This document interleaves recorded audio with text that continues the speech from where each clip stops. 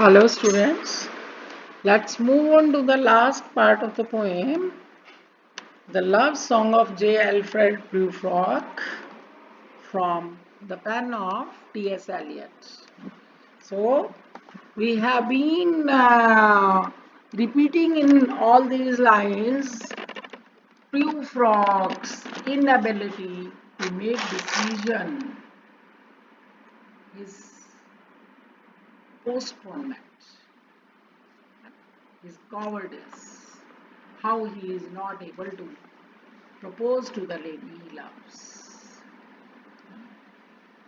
In the previous lines, we have been telling you that perhaps the lady, Prufrock thinks that perhaps the lady would settle the pillow under her head and she will say that she has no intentions of love for him. She has no feelings of love for him. He has simply misunderstood her. It was just a courtesy. कि हो सकता है कि वो lady अपने सिर के नीचे पिलो करके यूं बोले कि नाना मेरे मन में कोई प्यार वाली फीलिंग्स नहीं थी उस तरह से जो एक लवर की बिलवड के लिए होती है या बिलवड की लवर के लिए होती हैं। मेरे तो सिर्फ एक कर्टसी थी, एक शिष्टाचार था, उसी ने ही उस सबको गलत समझा है ना। एंड तो उसको लगता है कि भी would it have been worth it after all, would it have been worth it after all. तो उसको लगता है कि भाई अगर यही जवाब सुनना है तो कोई फायदा है कि मैं बात करूं, कि मैं प्रपोज करूं उस लेडी को। ऐसा भी तो जवाब दे सकती है ना। तो क्या करना चाहिए?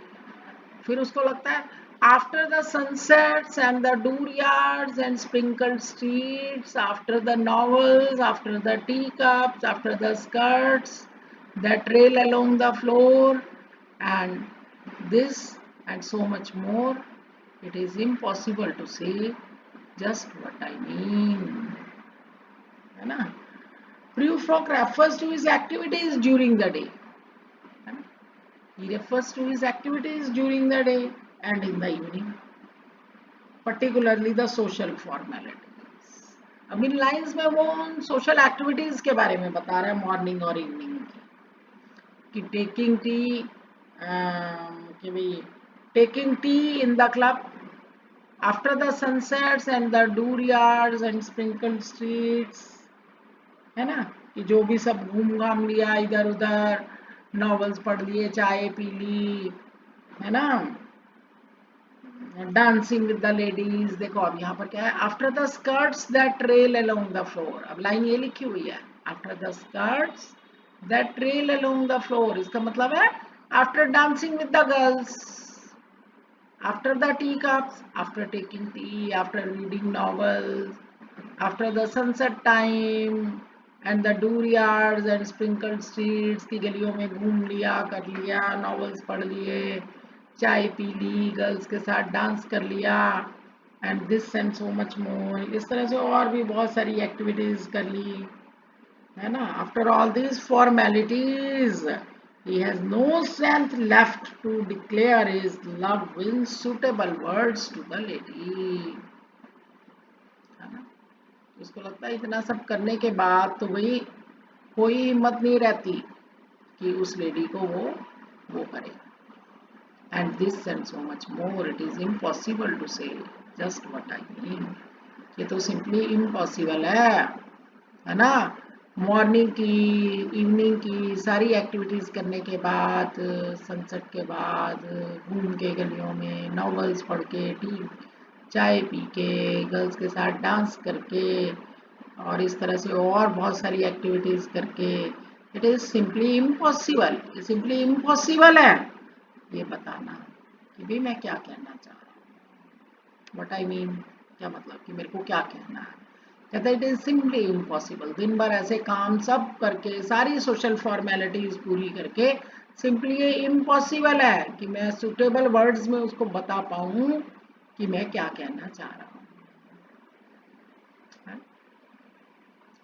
But as if a magic lantern threw the nerves in patterns on a screen, would it have been worthwhile if one setting a pillow or throwing off a shawl and turning towards the window should say, That's not it at all. This is not what I meant at all. उसको लगता है क्या, है ना, उसको क्या लग रहा है, मैजिक लैंटर्न से कंपेयर कर रहा है ना. Prufrock compares the eyes of the lady to the X-ray machine, है ना. मैजिक लैंटर्न लिखा ना बेटा, लालटेन, लालटन बोलते हैं इसको, लालटन, मैजिक लालटन. तो मैजिक लालटन के साथ कंपेयर कर रहा है ना, किसको, लेडीज की आईज को. मैजिक लालटन क्या हो गया, एक्सरे मशीन. तो he compares the eyes of the beloved to the x-ray, beloved क्या, ladies. He compares the eyes of the ladies with the x-ray machines, which can disclose the picture of the thing lying hidden inside the body. और तुमको मालूम है x ray से क्या, वो इतनी bright light होती है, इतनी पेनिट्रेटिंग होती है कि आपके अंदर कौन से हिस्से में कहाँ क्या पोजीशन है वो सब पता चल जाता है ना. तो उनकी आईज को वो एक्सरे मशीन से कंपेयर कर रहा है. The ladies would be able to read his inner feelings, his cowardice, his indecision and lack of courage. उसको दिक्कत तो यही है ना, तभी तो उसने उनकी आंखों को एक्सरे मशीन के साथ कंपेयर किया. लेडीज की आईज को वो एक्सरे मशीन के साथ कंपेयर कर रहा है. जैसे एक्सरे मशीन से बॉडी के अंदर के हर पार्ट का जो छुपा हुआ पार्ट है उसका भी पता चल जाता है, तो उसी तरह से उसको लगता है कि जब वो वहां लेडीज के बीच में जाएगा उस पर्टिकुलर लेडी को प्रपोज करने, तो उन लेडीज को सब पता चल जाएगा कि वे कितना कैसा व्यक्ति है ना. उन सबको पता चल जाएगा उसकी इनर फीलिंग्स का, उसकी कावर्डिस का, उसकी इनडिसीजन का, उसके लैक ऑफ करेज का. तो they would laugh at him, है ना. तब वो फंसेंगे उसके बाद. Would it have been worth while, तो भाई ये कोई सही है, कोई फायदा है, वो एक्सक्यूज दे रहा है अपना, कहता है तो फिर कोई फायदा है ऐसे लेडी को प्रपोज करने का.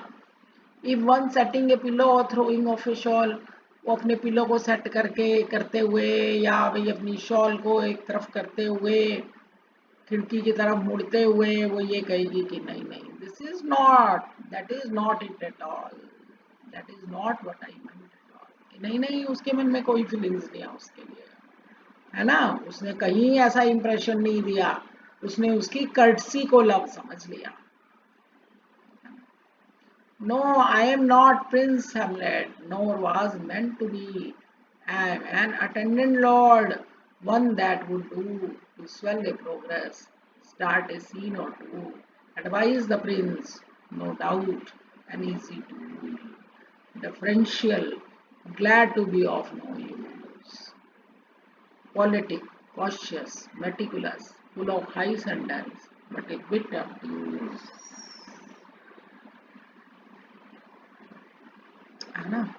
But a bit obtuse, at times, indeed almost ridiculous, and almost at times cool. अब यहाँ पर क्या हुआ कि प्रूफ्रॉग अपने आप अपने इस इशू को कि उसको प्रपोज करना है उस लेडी को, इस मुद्दे को वो प्रिंस हैमलेट के इशू से कंपेयर कर रहा है. हैमलेट क्या है, हैमलेट एक प्ले है शेक्सपियर का, जहाँ पे प्रिंस हैमलेट तो उनका बेटा हो गया ना, किंग हैमलेट का मर्डर कर दिया गया. किंग हैमलेट का मर्डर किसने किया, उसकी वाइफ ने किया, यानी प्रिंस हैमलेट की मदर ने किया अपने ब्रदर इन लॉ के साथ मिलकर. तो प्ले में क्या होता है कि हैमलेट के फादर का, किंग हैमलेट का जो है उसका घोस्ट अपीयर होता है प्रिंस हैमलेट को, है ना. मतलब फादर का घोस्ट अपीयर हुआ बेटे को, और वो उसको असाइन, उसको पूरा सीक्रेट बता देता है, भाई ऐसे ऐसे उसका मर्डर हुआ और अब उसको उसकी मर्डर का रिवेंज लेना है ना. उसको बता देता है कि ऐसे ऐसे उसकी मदर और प्रिंस हैमलेट की मदर यानी कि किंग हैमलेट की वाइफ और उसका छोटा भाई, वो लोग शामिल थे उसके मर्डर में. अब हैमलेट जो है, is a very scholar, great scholar, is philosopher and all that, he is prone to thinking and feeling all the time. तो वहां पर एक बहुत बड़ा अब क्या है कि भी बीइंग ए स्कॉलर, तो वो ऐसे कैसे घोस्ट की बात पे विश्वास कर ले, है ना। और दूसरा वो जब वहां पे फिजिकली जो चेंजेस देख रहा है एनवायरनमेंट के, भी अभी 6 मंथ्स भी नहीं हुए और उसकी मदर ने रीमैरिज कर ली उसके अंकल के साथ, तो ऐसे ऐसे देख के तो उसको लगता है कि बात सही भी है। फिर वो प्ले करवाता है मर्डर ऑफ गोंजागो, और इस तरह से ये चेक करने के लिए कि भाई सच में मर्डर किया है वगैरह वगैरह जो भी है। तो वहां पर एक सीरियस इशू चल रहा है, कहने का मतलब मैं ये कहना चाह रही हूँ, मेरा मतलब यह है कि वहां पर इतना सीरियस एक मुद्दे की बात है कि भाई उसको उसकी डेथ का रिवेंज लेना है, वो भी उसने अपने अंकल का मर्डर करना है जो कि अब एक पावरफुल किंग बन चुका है ना। और यहाँ पर क्या स्टूपिड सी बात है, यहाँ पर तो कितनी छोटी सी बात है कि भाई ही उसको प्रपोज करना है ना, इसको उस लेडी को प्रपोज करना है। तो ये बात कहीं उसके साथ मैच नहीं करती, लेकिन अब क्योंकि प्रू फ्रॉक एक कॉवर्ड है, तो वो अपनी बात को, अपने आप को, अपने इशू को हेमलेट के साथ कंपेयर करता है। वो कहता है, फिर वो कह रहा है कि नहीं नहीं, मैं तो प्रिंस हेमलेट नहीं हूँ, ना ही ऐसा समझा जा सकता, मैं तो एक अटेंडेंट लॉर्ड हूँ। फिर वो कहता है मैं तो पोलोनियस हूँ। पोलोनियस कौन था? पोलोनियस एक वही लॉर्ड ही था, मतलब इनफैक्ट तो वो प्रिंस हेमलेट की जो बिलवेड थी ओफिलिया, उसके फादर थे। वो तो एक कोर्टियर था, कोर्टियर जैसे राजा के दरबार में दरबारी होते हैं, वो तो बस ऐसे ही इधर की सुन ली उधर की सुन ली, उसकी चापलूसी कर ली उसकी कर ली, चुपके बातें सुन ली वगैरह वगैरह, इधर पॉलिटिक्स चला ली उधर चला ली, जिधर पावर देखी उधर हो गया। वो कहता भी मैं तो अटेंडेंट लॉर्ड हूँ, है ना। One that will do to swell a progress start a scene और टू, जो किसी बात को थोड़ा आगे बढ़ा सकता है, एक या दो सीन कर सकता है। एडवाइज द प्रिंस, किंग को एडवाइस कर सकता है प्रिंस को। No doubt an easy tool, जिसको एक टूल की तरह से, जिसको एक औजार की तरह से आप इस्तेमाल कर सकते हो, है ना। Deferential, glad to be of use, कि जो फालतू की चीज होती है लेकिन अगर उसको कहीं पे काम में लिया जा सके, किसी के काम आ सके, तो वो खुश होता है। Politic, cautious, meticulous, full of high sentence but a bit of obtuse, है ना। तो क्या है कि पॉलिटिक्स भी आती है, कॉशियस भी बहुत है ना, मेटिकुलस बहुत बारीकी से देखता है, full of high sentence but a bit of ट्यूज, at times indeed almost ridiculous, और ज्यादातर तो क्या होता है, बड़ी बड़ी बातें करनी आती हैं। फुल ऑफ हाई सेंटेंस का मतलब बहुत ज्यादा एक बम्बास्टिक सी लैंग्वेज यूज करनी आती है ना। बट ए बिट ऑब्ट्यूज, लेकिन क्या है कि वो एक कोड जेस्चर है, थिक हैंडेड है, बट ए बिट ऑब्ट्यूज मतलब मोटे दिमाग का है, and at times indeed almost ridiculous, और अक्सर अपना मजाक उड़वाता है, and almost at times the fool, अक्सर वो एक फुलिश ही प्रूफ होता है। अब यहाँ पर ये सारी क्वालिटीज किसकी बताई हैं? ये सारी क्वालिटीज किसकी बताई हैं? ये पोलोनियस की बताई हैं। तो कहता है कि मैं तो वैसा सा हूँ, मैं प्रिंस हैमलेट जैसा नहीं हूँ, ठीक है। Then I grow old. I grow old. Prufrock is old like Polonius, है ना। I shall wear, लेकिन वो कहता है I grow old. I grow old. उसको पता है कि मैं उसके जैसा ही उम्र में बड़ा हूँ, है ना, बड़ा हो रहा हूँ, लेकिन हालांकि ये उतना बूढ़ा नहीं है जितना पोलोनियस था। उसकी तो एक जवान बेटी थी ओफिलिया, जो कि प्रिंस हैमलेट की बिलवेड थी, लेकिन ये भी मिडिल एज्ड है, कोई यंग नहीं है। कौन? प्रूफ्रॉक। वो क्या कह रहा है? I shall wear the bottom of my trousers rolled, रहता है ये मॉडर्न तरीके से है कि नहीं? कहता मैं तो डिफरेंट हूँ पोलोनियस से।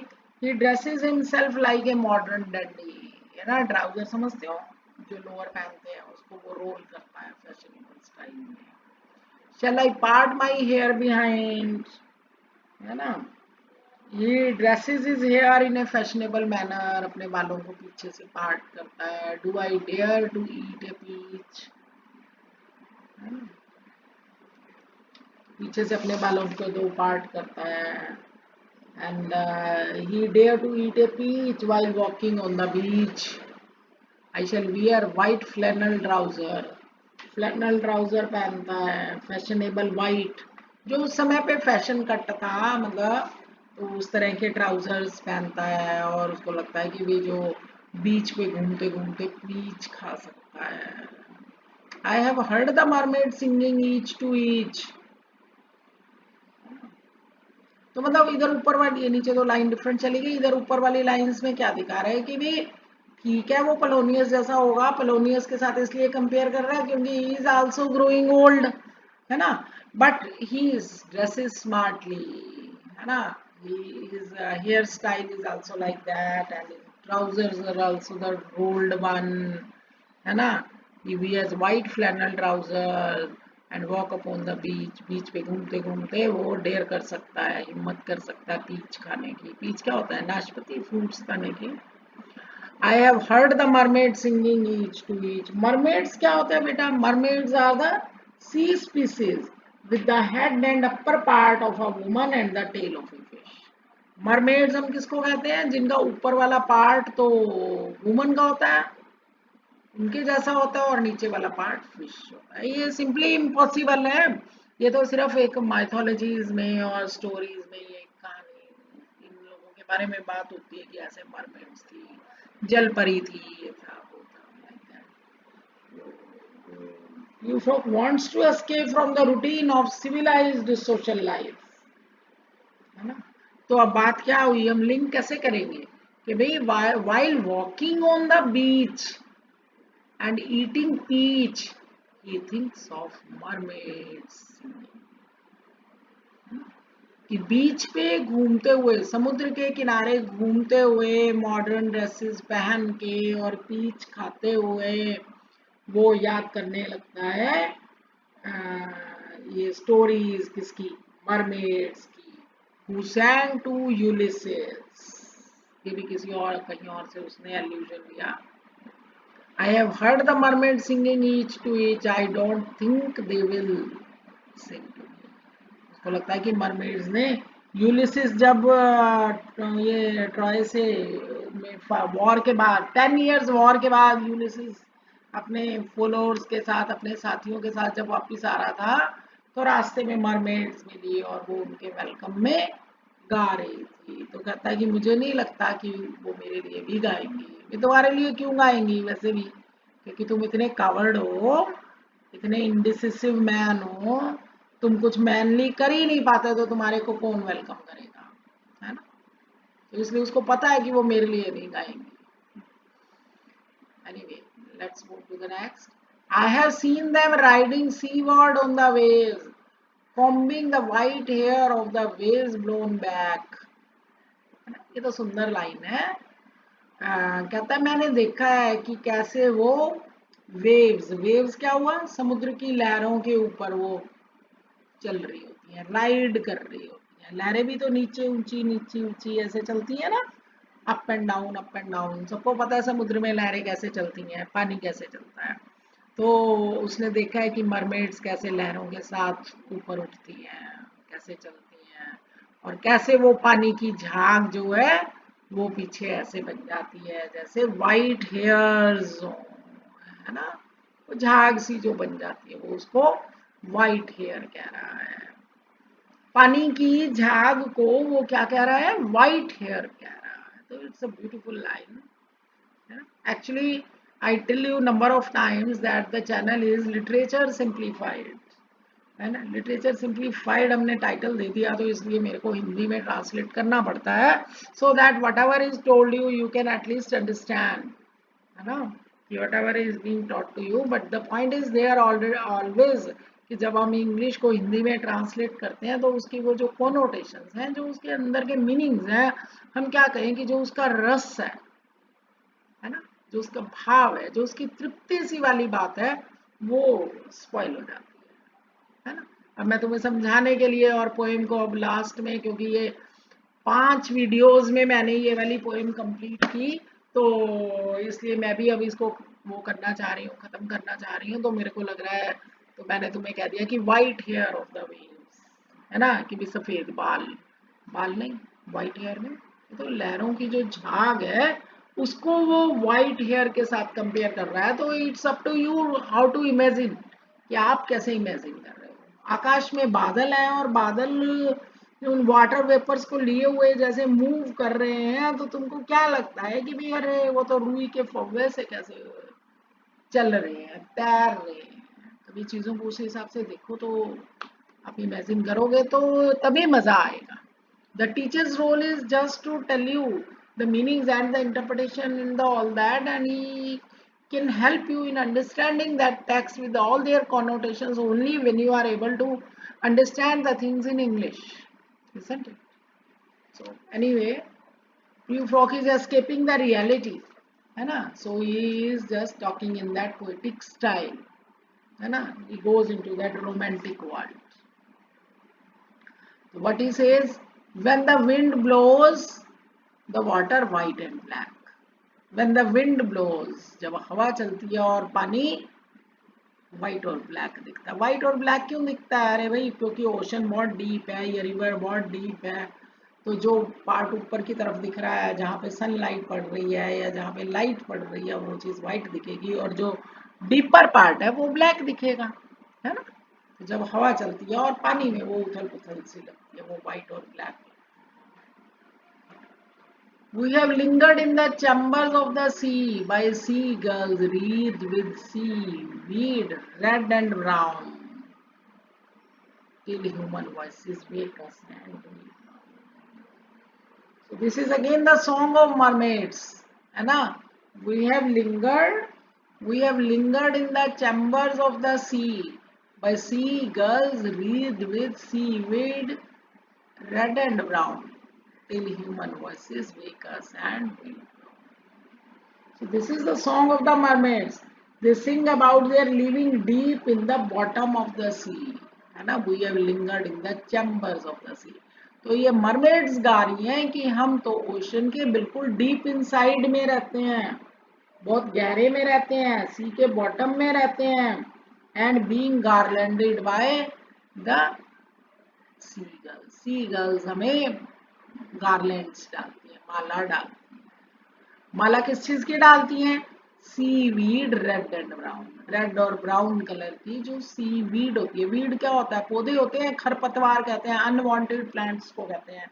तो अब यहाँ पर तो मतलब यह है कि भी ओशन के अंदर जो भी प्लांट्स अवेलेबल है ना, ओशन में जो सीवीड है, वीड है, उसके जो रेड और ब्राउन कलर के फूल पत्तियां हैं, उसकी माला वो सी गर्ल्स जो हैं इन मरमेड्स को डालती हैं। till human voices till human voices wake us and we drown. Prue Frog is awakened from his romantic visions. एकदम जाग जाता है अपनी इस रोमांटिक डे ड्रीमिंग से when he hears the human voices around him. He realizes that he must face the problems of life and must take his decisions. है ना? ऊपर वाले सपनों में तो भाई खत्म हो गई बात, ज्यादा देर तक आप रोमांटिसिज्म में नहीं रह सकते। You will have to come on the earth, you will have to face the realities of life. Life की रियलिटीज को फेस करना पड़ेगा, है ना? तो जब वो इधर उधर से आवाजें सुनता है तो वो day day dreaming romantic vision से उठ जाता है और वो रियलाइज करता है कि he will have to face the problems of life and must take his decisions. The words we drown का मतलब क्या है? कि ह्यूमन वॉइसेस ने तुम्हें जगा दिया और फिर आप डूब जाते हो। डूब जाते हो मतलब आप फ्रस्ट्रेट हो जाते हो, है ना? And despair in facing the realities of life. फिर आप डिप्रेशन में आ जाते हो जब लाइफ की रियलिटीज फेस करनी पड़ती हैं तो, है ना? यही तो बात है। ऊपर वाली लाइंस में वो उनकी बात कर रहा है, मरमेड्स की और सी फेरीज की और उन सब की, और लास्ट में कह रहा है कि भाई अरे खत्म हो गया, ह्यूमन वॉइसेस इधर उधर सुनाई दे रही है और वो जग गया। जग गया तो फिर क्या हो गया भाई? अब उसको लगता है कि ना ना, he will have to face the problems of life, he can't escape them, he will have to live on this hard crust of life where an average man lives, and then we drown का मतलब then this thing is about human beings in general also. ये सारी बातें human beings के बारे में भी हो रही है ना। जब हमको रियलिटीज फेस करनी पड़ती हैं, हमें करेज नहीं होता, हम डिसीजन नहीं ले पाते, तो हम क्या होता है, हम फ्रस्ट्रेट हो जाते हैं, डिस्पेयर डिप्रेशन में चले जाते हैं। So this poem is just talking about the problem of every man living in modern social setup, है ना, who is leading a life of pretensions, है ना. So, this is the story of a man who is not able to take decisions in his life. He is not having any courage. I hope you must have understood the text because I have covered this poem slowly and steadily. So in order to understand this poem, you should study all the 5 videos. You should see all the 5 videos and try to understand it. And the poem will definitely be clear to you. Thank you.